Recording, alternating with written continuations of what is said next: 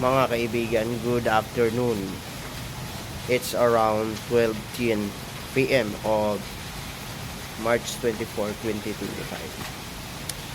So just to talk about a little bit of an idea right now, mga kaibigan, it is because I need that I am here in social media.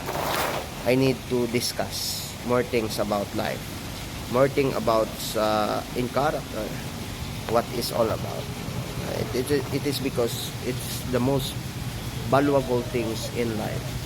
It should be need to be understood on how life being understood in the certain persons of reality, mga kaibigan. You know, mga kaibigan, character is a core of the human that within that we do not detect everyone that kinds of character inside of this life, mga kaibigan. So character, it should be on how people to react and the purpose of everything on this world, mga kaibigan.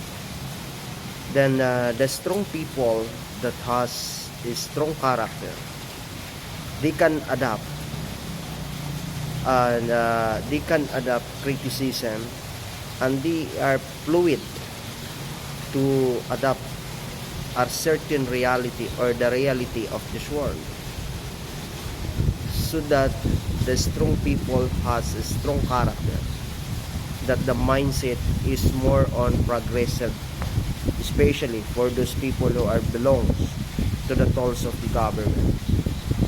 So that, but the weak people, it should always to blame individuals. They do not like to solve the problem. They do not like to solve everything and to lead and to guide people, especially the constituent of ours.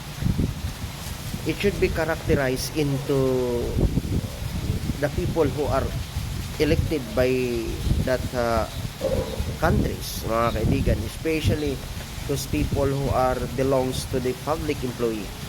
That there are some people out there are always blaming others.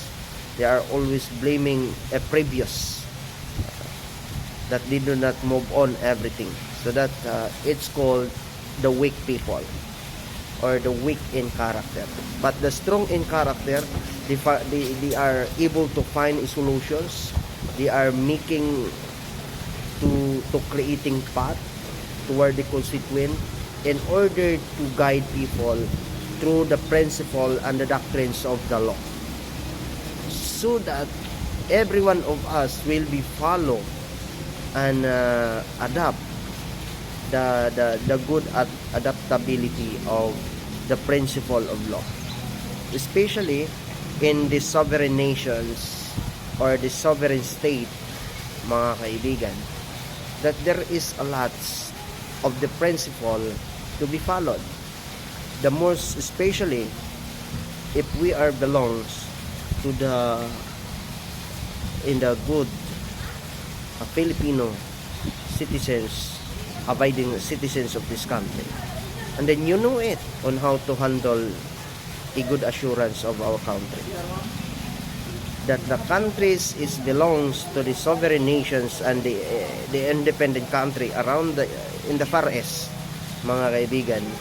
You need to understand what is the due process of law under the principle and the mandate of the Philippine Constitutions, because the mandate of the Philippine Constitution, which is called the fundamental laws of the land, mga kaibigan, that is a biblical or the Bible of this country, especially the Filipino people.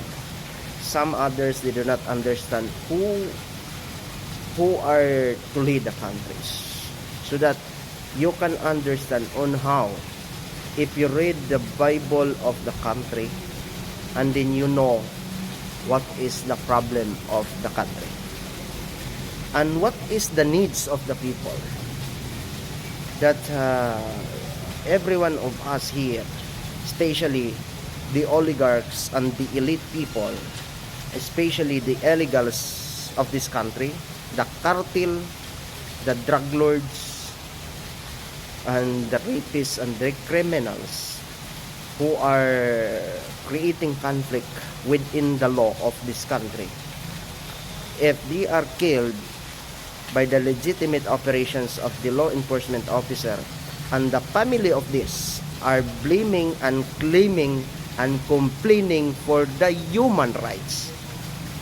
What is the basic of the human rights, mga kaibigan? It should be given to the people who are peacefully living and need the peaceful community of this country. It's not all about these types of drug lords, these types of addicts, these types of everything who are not valuing the certainty or the value of the principle of law, and they are breaking down the law of the state, and they are the enemy of the state. How come it come up to the claim and complaint about the violations of the humanity? It is not all about with that, mga kaibigan. The principle of the human rights is all about the peaceful and the innocents living in the society will be protected by the law, mga kaibigan. It is not all about the protection of the criminals and the addicts who are victimizing the youngest and the 2 years old, the 9 years old, and even the minors who are raping them and killing afterwards, mga kaibigan. It is not all about the basic of the human rights. It's the mandates of the law is the basic of the human rights. It's all about the protections of the innocent and the ignorance of the law. It is not all about the corrupt people. It's not all about the protector of the drug lords and the illegal and the syndicates of this country. That is all about the mandate and the doctrines of the law, mga kaibigan. So that I am here, that I am not an expert in the first place to discuss all about the things that I need, that in order for you to come up into the good and the concrete idea and just to go to the expert. So that is all about the Philippine Constitution. We need to value the due process of law as a sovereign nations, as a independent nations, as a independent countries in the Far East. So I hope so you can understand with that. We need to look into and read more books in our life. It is not all about just to understand by the law, by the spirit of understanding. Do not interpret by the law and literally in meaning, because the law and the constructions of the law is in abstract in nature. You cannot understand by law by your own, mga kaibigan. So you can understand the global politics, the global perceptions and interpretations of the law. So, like for example, in another countries, in the Middle East countries, mga kaibigan, example, in the Jordan, even you can touch the hips of the girls and then you will be in prison from 6 years to 12 years. And then you will be raping for that girls, and then the girls was raped is allowed to kill the rapist. That's all.